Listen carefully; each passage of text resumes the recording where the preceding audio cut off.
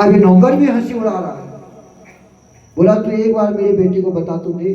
तब इसने जाकर के अंदर से कहा, साहब आपकी माता आपसे मिलने के लिए आई है, एक बुढ़िया सी माँ है, वो आपको अपनी माँ बता रही है, फटे हाथ में है, फटी धोती है, कमजोर शरीर हो रहा है बेचारी का। और जब वहां गई तो इसने कहा कौन है, कोई नहीं है, मेरी माँ, इसको भगा दे यहाँ से। उसने कहा साहब वो आपको बुला रही है। जब इसने अंदर से ही देखा, खिड़की से ही देखा, इसको दिखाई दी फटे हाल में है बेचारी, कमजोर सी हो गई है और सारे पुराने फटे पुराने कपड़े पहन करके आई है, गिड़गिड़ा रही है। तब इसकी पत्नी और ये दोनों बाहर आ गई और इसने कहा कौन हो तुम? तब इसने अपने बेटे के मुंह को देखा और नाम लिया, बेटा भूल गया तू मैं तेरी माँ तो हूं। इसने कहा कौन माँ, कहाँ की माँ, तुम मेरी माँ कैसे हो सकती हो? इस प्रकार से अपनी माँ को अब शब्द बोलने लग गया। इसकी बहू ने भी कहा जाओ निकलो यहां से। इस प्रकार धक्का दे करके उस माँ को घर से निकाल दिया। जो माँ मिलने गई थी बड़े आस के कारण, तो इसने अपनी माँ को उस घर से धक्का दे करके निकाल दिया। जो माँ यहाँ सोच रही थी ये वृद्धावस्था में मेरा बेटा मेरी सेवा करेगा, घर से निकाल दिया। आज यह माँ को समझ में आया। माँ ने कहा हो जिस बेटे के लिए इतना त्याग किया, सब कुछ किया, और वही बेटे ने मेरा ऐसा अपमान कर दिया, मेरे को इस प्रकार से घर से धुतकार करके निकाल दिया, तो इससे बढ़ करके दुनिया में और क्या हो सकता है? मरण, ये तो सबसे बड़ी मृत्यु है। तब माँ ने कहा कि संसार में जी करके क्या करना है मुझे? तब इसने एक पत्र में लिख करके लिखा, एक पत्र में लिखा और पत्र लिख करके अपनी धोती की गांठ लगाई, धोती की गांठ लगा, धोती की गांठ पर बांध दिया और उसके घर से बाहर आई। बाहर आकर के आंगन में उस बेचारी ने अपने प्राण त्याग। वो बुढ़िया माता वहीं पर गिड़गिड़ाते हुए चले मर गए। इतने में इसका नौकर अंदर क्या कहा, महाराज वो तो बुढ़िया मर गई बाहर। जब यह दौड़ करके बाहर आया, इसने देखा ये आकर के मर गई है। तब इसने देखा माँ के उस धोती की गांठ को जब खोला, धोती की गांठ खोल करके देखा, उसके अंदर एक पत्र लिखा था।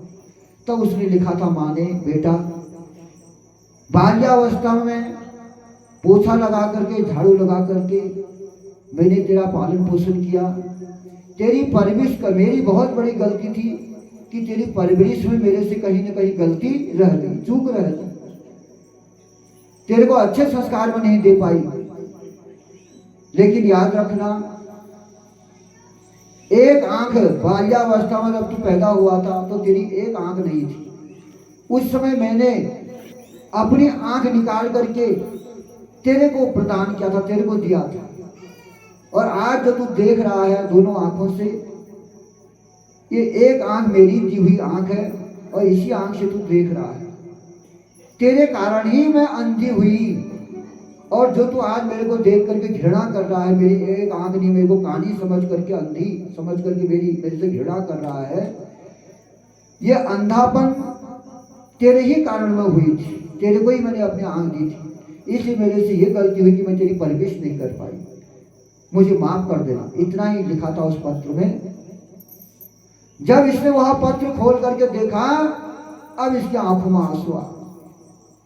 अब इसको बहुत बड़ा पश्चाताप होने लग गया कि मेरी माँ ने मेरे लिए क्या नहीं किया, सब कुछ किया, सब कुछ त्याग किया, अपनी आंख निकाल कर भी मेरे को दी, मेरे को तो पता ही नहीं था, और ये आंख माँ की दी हुई है।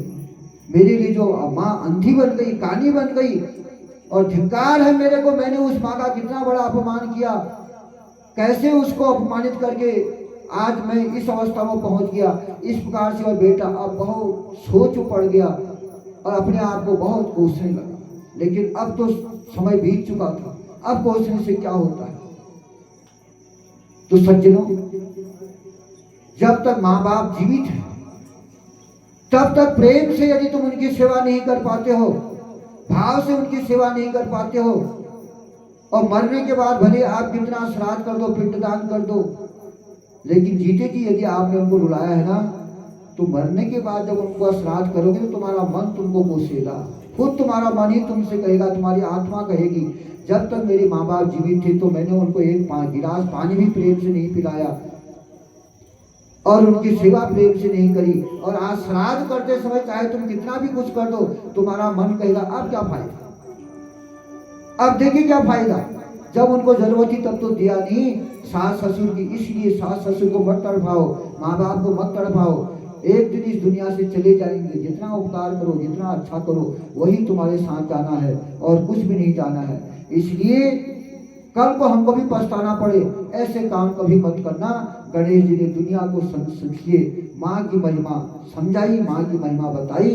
इसलिए सबसे बड़े भगवान हमारे माँ बाप होते हैं, जिन्होंने हमको जीवन दिया है, जिन्होंने हमको जन्म दिया है। इसलिए उस माँ बाप की सेवा करते हुए भगवान की पूजा पाठ करोगे तो तुम्हारा जीवन सफल हो जाएगा।